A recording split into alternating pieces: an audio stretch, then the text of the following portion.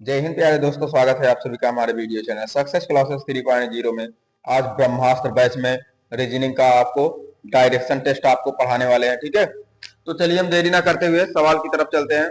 इसमें बोला है अमन दक्षिण दिशा की ओर मुंह करके खड़ा है, उसके बाद वह घड़ी की दिशा में 135 डिग्री घूम जाता है, फिर वह घड़ी के विपरीत दिशा में 90 डिग्री घूमता है, फिर उसके बाद वह घड़ी की दिशा में 180 डिग्री घूमता है तथा अंत में 135 डिग्री घड़ी के विपरीत दिशा में घूमता है तथा 45 डिग्री दोबारा उसी दिशा में घूम जाता है। तो उसका मुख किस दिशा में होगा? मान लीजिए हम ऐसे खड़े हैं, हमसे बोल दिया कि वह पूरब की दिशा में 45 डिग्री घूम जाता है, तो मान लीजिए कि हम ऐसे करके घूम गए।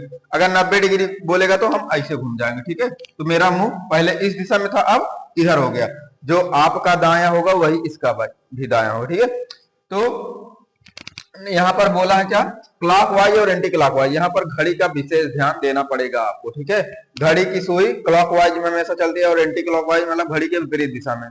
ठीक, तो दिशाएं, सबसे पहले तो दिशाओं का हमें ज्ञान होना जरूरी है। ठीक, यहाँ पर ईस्ट होता है, यहाँ पर वेस्ट होता है, यहाँ पर नॉर्थ होता है, यहाँ पर साउथ होता है, पूरब पश्चिम उत्तर दक्षिण। ठीक, और यहाँ पर ये 4 कोने भी होते हैं, 4 कोना भी इसमें होता है। यहाँ पर वेस्ट साउथ, यहाँ पर ईस्ट साउथ, और यहाँ पर नॉर्थ ईस्ट, और यहाँ पर वेस्ट नॉर्थ। ये आपके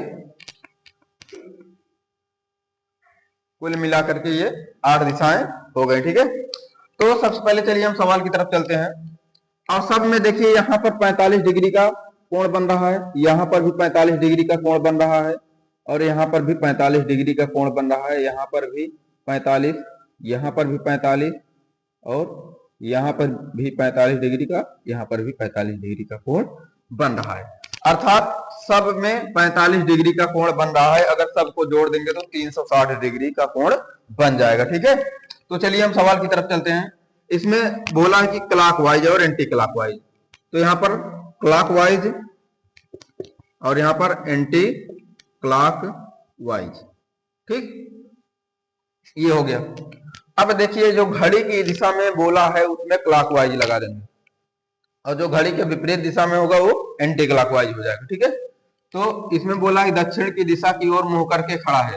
दक्षिण की दिशा की ओर अर्थात यहां पर देख लीजिए, ये ईस्ट वेस्ट नॉर्थ साउथ, अर्थात दक्षिण दिशा की ओर मुंह करके खड़ा है, तो यहीं पर खड़ा होगा ये दक्षिण की दिशा की ओर मुंह करके। ठीक, अब यहां पर आइए, इसमें बोला है क्लॉकवाइज में घड़ी की दिशा में, वह घड़ी की दिशा में 135 डिग्री चलता है, तो यहाँ पर क्लॉकवाइज में 135 डिग्री लिख देंगे। ठीक है, फिर वह घड़ी के विपरीत दिशा में 90 डिग्री चलता है, अर्थात एंटी क्लॉकवाइज में 90 डिग्री चलता है।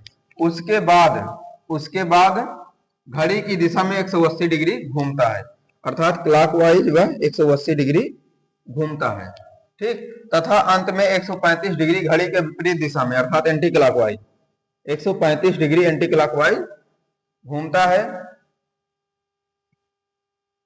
तथा 45 डिग्री पुनः उसी दिशा में दोबारा घूम जाता है। ठीक है, अर्थात यहाँ पर 45 डिग्री इसी में घूम जाएगा, तो उसका मुख किस दिशा में होगा? सिंपल तरीका है। ठीक है, अब यहाँ पर आपको कुछ करना नहीं है।